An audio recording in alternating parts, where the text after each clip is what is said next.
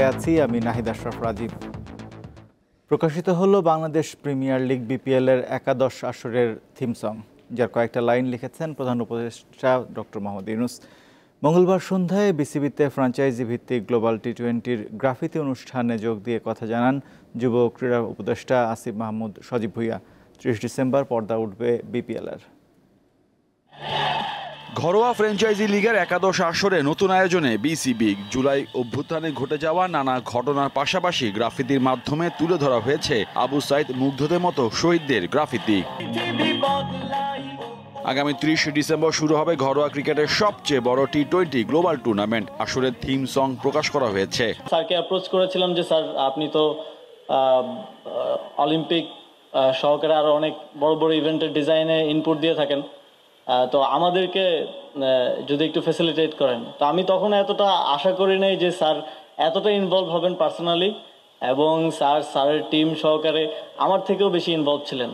BPL এর উন্মাদনা ছড়িয়ে দিতে নানান চেষ্টায় আয়োজক বিসিবি। ঢাকা, সিলেট, চট্টগ্রাম 3 ভেন্যুর উইকেট নিয়ে নানা সমালোচনা দেখা গেছে বিগত আসরগুলোতে। এবার তা কাটিয়ে ওঠার কথা জানালো বিপিএল গভর্নিং কাউন্সিল। আমরা যতই বাইরে থেকে ভাইব আনার চেষ্টা করি না কেন, বাইরে যত অ্যাক্টিভিটি করি না কেন, আলটিমেটলি বিপিএলের একটা বড় লক্ষ্য হচ্ছে যে এখানে আমরা একটা টুর্নামেন্ট খেলতে চাই যেখানে কম্পিটিটিভ ক্রিকেট খেলা হবে এবং আমাদের প্লেয়াররা সেটা অংশগ্রহণ করবে এবং এখান থেকে কিছু বেনিফিট নিতে পারবো, আমরা একটা ভ্যালু অ্যাড করবে আমাদের ক্রিকেটে। সেটা যদি না করতে পারি তাহলে কিন্তু এটা একদিক দিয়ে ব্যর্থই। 7 দলের অংশগ্রহণে এবারের আসরে ম্যাচ হবে 46টি। 2025 সালের 7 ফেব্রুয়ারি ফাইনালের মধ্য দিয়ে পর্দা নামবে এবারের বিপিএল এর। মোহাম্মদ হাসিব, দীপ্ত স্পোর্টস, ঢাকা। এবার অন্যান্য প্রসঙ্গ। জাতীয় ঐক্যের আহ্বান নিয়ে ছাত্রনেতা, রাজনৈতিক দল ও ধর্মীয় সম্প্রদায়ের নেতাদের সঙ্গে বৈঠকে বসছেন অন্তর্বর্তী সরকারের প্রধান উপদেষ্টা ডক্টর মোহাম্মদ ইউনূস। মঙ্গলবার সন্ধ্যায় ছাত্রনেতাদের সঙ্গে বৈঠক করেছেন তিনি। আজ প্রধান রাজনৈতিক দলগুলোর নেতা এবং আগামীকাল ধর্মীয় নেতাদের সঙ্গে বসবেন প্রধান উপদেষ্টা। সমসাময়িক ইস্যুতে মত বিনিময় করতে ছাত্র প্রতিনিধিদের সঙ্গে বৈঠক করেছেন অন্তর্বর্তী সরকারের প্রধান উপদেষ্টা ডক্টর মোহাম্মদ ইউনূস। মঙ্গলবার রাতে রাষ্ট্রীয় অতিথি ভবন যমুনায় এই বৈঠক অনুষ্ঠিত হয়।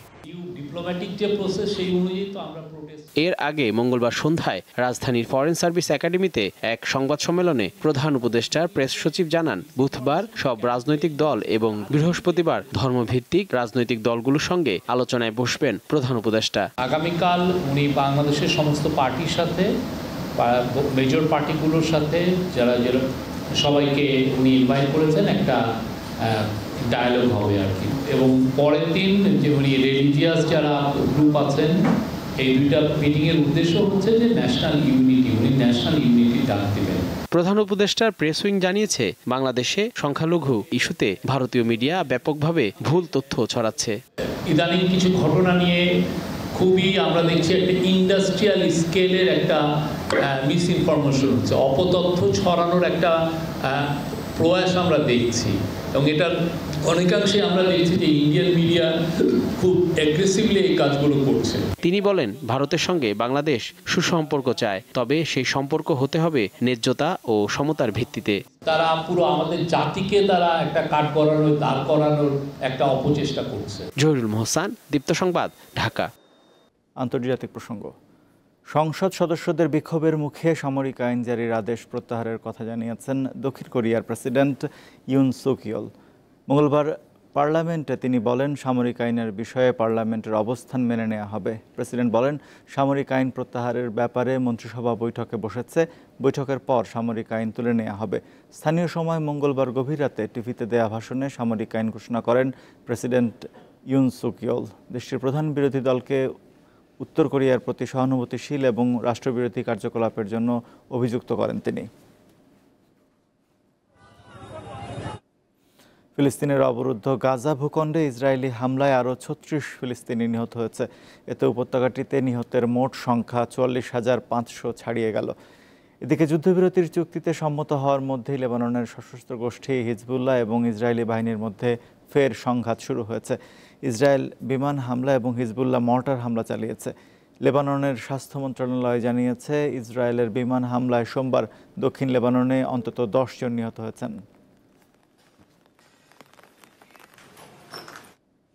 ক্রিসমাস সামনে রেখে জার্মানিতে চলছে বাতি দিয়ে বাড়ি সাজানোর প্রস্তুতি।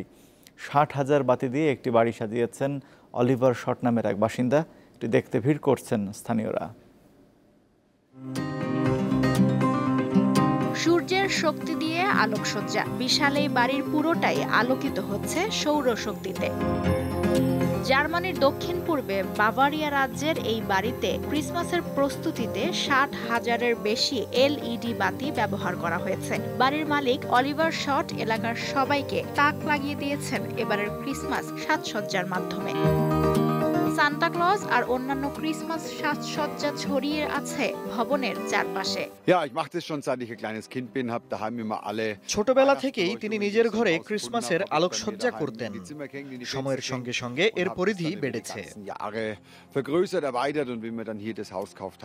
অলিভার জানান, বাড়ির ছাদে থাকা বড় ফটোভোল্টাইক সিস্টেম আলোকসজ্জায় সৌরশক্তির চাহিদা মেটাচ্ছে। এতে তার কোনো খরচ হচ্ছে না। 17 নভেম্বর থেকে চালু হওয়া এই আলোকসজ্জার প্রদর্শনী চলবে 2025 সালের 6 জানুয়ারি পর্যন্ত। লুৎফা ফৌজিয়া, দীপ্ত, বার্তাকক্ষ।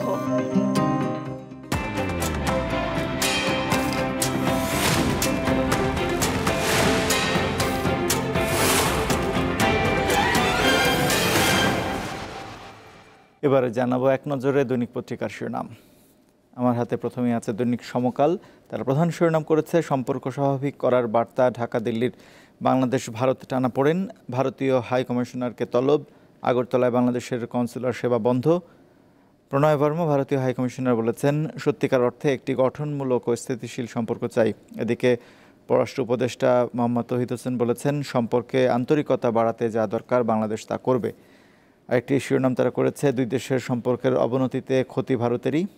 আরেকটি শিরোনাম হয়েছে, বিভিন্ন রাজনৈতিক দলের প্রতিবাদ, বিক্ষোভ, নিন্দা। এছাড়া প্রধান উপদেষ্টার আরেকটি শিরোনাম করেছে সমকাল, জাতীয় ঐক্যের আহ্বানে প্রধান উপদেষ্টার বৈঠক, আজ রাজনৈতিক দলগুলো আর কাল বসবেন ধর্মীয় নেতারা। ডক্টর ইউনূস বলেছেন, এক বিজয় করেছ আর এক বিজয় আসবে, ভারতের সঙ্গে সব গোপন চুক্তি প্রকাশের দাবি ছাত্রনেতাদের। পর আছে দৈনিক প্রথম আলো। তারা প্রধান শিরোনাম করেছে, আগরতলা মিশনে ভিসা সেবা বন্ধ করল বাংলাদেশ। 5 বছরের মধ্যে ভারতের কোনো হাইকমিশনারকে এই প্রথম তলব করা হলো। আগরতলায় বাংলাদেশের সহকারী হাইকমিশন থেকে প্রতিদিন 250-300 ভিসা ইস্যু করা হতো। এছাড়া আরেকটি শিরোনাম তারা করেছে, 4,000 কোটি জামানত রেখে 73,000 কোটি টাকা ঋণ, ইসলামী ব্যাংকে এস আলম। জামানতের 16 গুণ বেশি ঋণ তুলে নিয়েছে গ্রুপটি। জামানত হিসেবে দেওয়া হয়েছে জমি, কারখানা, ব্যাংকের শেয়ার ও নগদ টাকা। আরেকটি খবর তারা করেছে, প্রধান উপদেষ্টার সঙ্গে বৈঠক, ভারতের সঙ্গে করা চুক্তি প্রকাশের দাবি ছাত্রনেতাদের। পরে আছে দৈনিক কালের কণ্ঠ। তারা একটি বিশেষ প্রতিবেদন করেছে, 1/11 মতো টার্গেটে ব্যবসায়ীরা, জুলুম করে নেওয়া হয়েছিল 40 ব্যক্তি প্রতিষ্ঠানের টাকা। ব্যবসায়ীদের 1232 কোটি টাকা ফেরত দেওয়া হয়নি।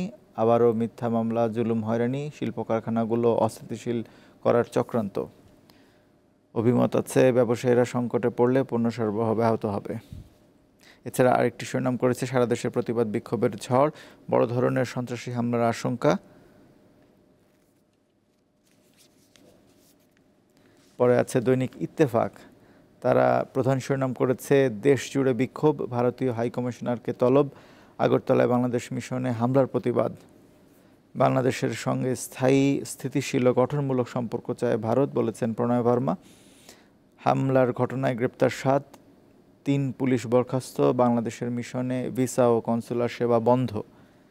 এছাড়া আরেকটি প্রধান শিরোনাম তারা করেছে, বাংলাদেশ নিয়ে অপতথ্যের বিরুদ্ধে জাতীয় ঐক্যের ডাক প্রধান উপদেষ্টার। প্রথম দিনে বসলেন ছাত্রনেতাদের সঙ্গে, আজ দলগুলো এবং কাল ধর্মীয় নেতাদের সঙ্গে বৈঠক।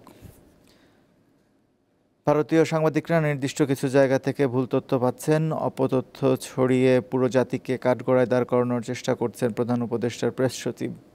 এছাড়া আরেকটি শিরোনাম তারা করেছে, পোশাক শিল্পকে ঝুট সন্ত্রাসমুক্ত করার জন্য সহযোগিতা চায় বিজিএমইএ। আরেকটি শিরোনাম তারা করেছে, উস্কানির ফাঁদে পা দেবেন না, শান্ত থাকুন, বলেছেন তারেক রহমান। এরপরে আছে দৈনিক যুগান্তর। তারা প্রধান শিরোনাম করেছে, ছাত্র প্রতিনিধিদের সঙ্গে প্রধান উপদেষ্টার বৈঠক, ডাক দেবেন জাতীয় ঐক্যের। প্রধান উপদেষ্টা বলেছেন, এক বিজয় অর্জন করেছ, আর এক বিজয় আসবে।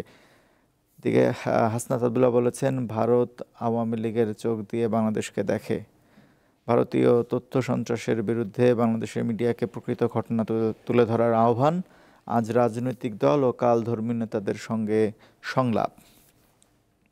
আরেকটি শিরোনাম তারা করেছে, বিভিন্ন রাজনৈতিক দলের বিক্ষোভ ও নিন্দা। আগরতলায় হাই কমিশনে হামলা পূর্ব পরিকল্পিত। এ ধরনের নজিরবিহীন হামলা ভিয়েনা কনভেনশনের সুস্পষ্ট লঙ্ঘন। ভারতের সঙ্গে বাংলাদেশের জনগণের কোনো শত্রুতা নেই।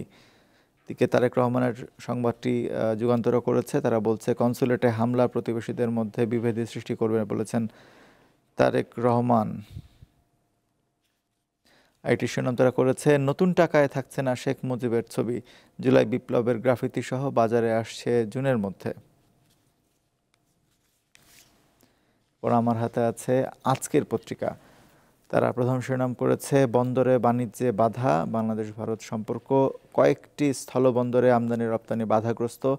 সরকারিভাবে না করলেও বাধা দিচ্ছে ভারতের নেতাকর্মী ও উগ্রবাদীরা। বাণিজ্যে বাধা সৃষ্টি হলে ক্ষতি হবে ভারতেরই।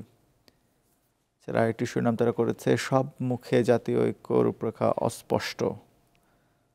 একটি শিরোনাম আজকের পত্রিকা করেছে, দলগুলোর সঙ্গে সংলাপে বসছেন প্রধান উপদেষ্টা। জাতীয় ঐক্য, ছাত্রনেতাদের সঙ্গে মতবিনয় হয়েছে। রাজনৈতিক নেতাদের সঙ্গে মোহাম্মদ ইউনূস বসছেন আজ। আগামীকাল সংলাপ হবে ধর্মীয় নেতাদের সঙ্গে। একটি শিরোনাম করেছে আজকের পত্রিকা, আগরতলায় হামলা, গ্রেপ্তার 7, হোটেল না পেয়ে বিপাকে বাংলাদেশিরা। এই ছিল এক নজরে দৈনিক পত্রিকার শিরোনাম। দর্শক, এই ছিল এখনকার মতো। আমাদের পরবর্তী সংবাদ বেলা 12টায় দেখার আমন্ত্রণ রইল। এছাড়া আরও সংবাদ পেতে যুক্ত থাকুন টিভির ডিজিটাল প্ল্যাটফর্মগুলোতে। ধন্যবাদ সবাইকে।